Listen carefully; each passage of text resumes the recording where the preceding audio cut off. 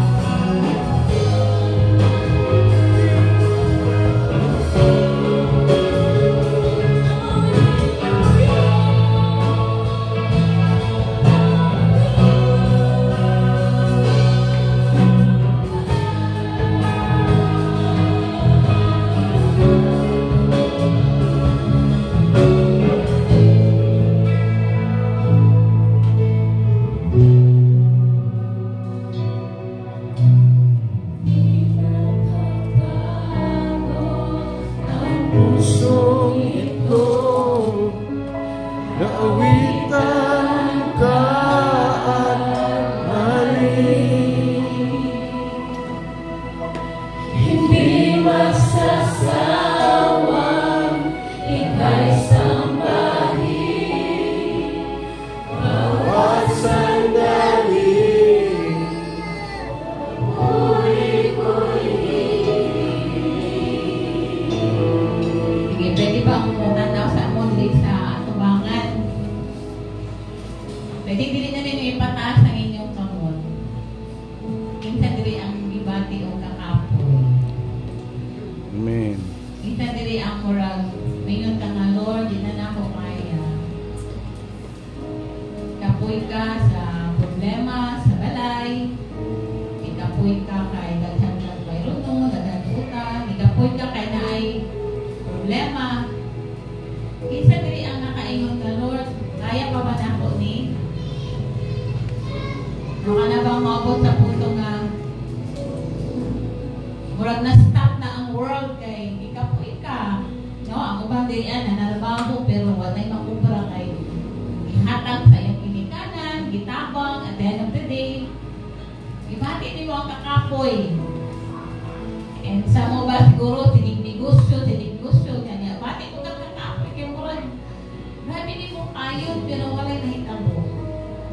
Siguro sa mga estudyante o mga anak, ibati po ka o kakapoy kay everything you do, no, dili pleasing at tubangan sa imong ginikanan, dili pleasing at tubangan sa imong teacher. And totally nakaika nga, I'm tired. Siguro makaika nga ikapoy ko aning nanay. But you know, dili accident nga nung nakakalod na punta. I-restores sa Lord ang imong kakapoy. I-reveals sa Lord ang imong kagana sa pagpangalagan sa Ginoo. And with all my heart, I pray na before ka magawas ani nga lugar, ayuhon sa Ginoo imong aligtasin. Amen? Amen ba? Kisang nag-desire na nga, Lord, isulod ko ani nga simbahan, isimba ko karon grabe na ako ka broken. And I pray nga mugawas ko nga na healing, na restoration, na revival, na rebuilding, and able na po ka nga matubang sa mga challenges sa kinabuhi. Kaya nga ikaw sa awit, dili na ka po yan. Labi na gid kung nakada sa presensya sa Ginoo. Dili na ka po yan na Lord, mo niya akong pray nga dili ko pa po yan nga alagaran ka, simbahon ka, o daigod ka. Amen? At ang gusto o restoration, kitang nag-desire na na-healing, na-reconciliation. Kung dili laing sa imuhang mong pataas o gamot, you can do it. Pero kung maulaw ka, pwede na mong iputang ang imong kamot sa imong dughan. And once again, ato may ipadungog sa Ginoo nga Lord, dili mi ka po yan. Dili mi mapagod sa pagduol sa imuha and through inamay nung ang ibuhatan ng Lord. Amen? Ingon pagpulong sa Ginoo, according to your faith, it will be done. According to your faith, it will be done. According to your faith, madawatan nimo. According to your faith, mahitabo na. Amen? Are we ready to touch the heart of God this morning? Hindi mapapagod ang pusong ito. Yes, kapuyan man ka. Kapuyan man ka sa mga pagsulay o problema, but in the presence of God, hindi ka kapuyan. Kaya mo siyang sipawan. Ika'y sampan. Because only in the presence of God, na ay healing, na ay restoration. Hindi mapapagod. It is our declaration.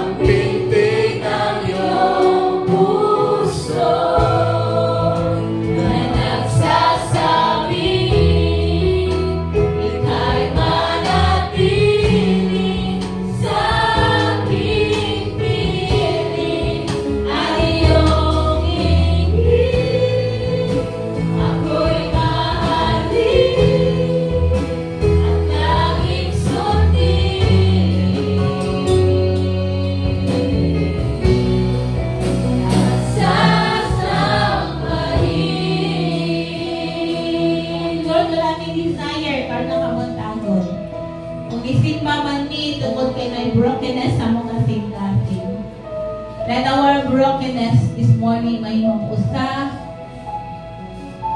ka-precious Lord na offering sa imong atubangan. All we want this morning is to bless you, to honor you, to praise you, to adore you. Salamat, Lord, sa presence sa kada usa. Your word, Lord, will give encouragement, will give life sa kada usa. Salamat, Ginoo. Although naay mga challenges, ikaw ang Diyos na among gisaligan sa tanan. We want to give you all the glory, the praises, the honor, thanksgiving. In Jesus' name we pray.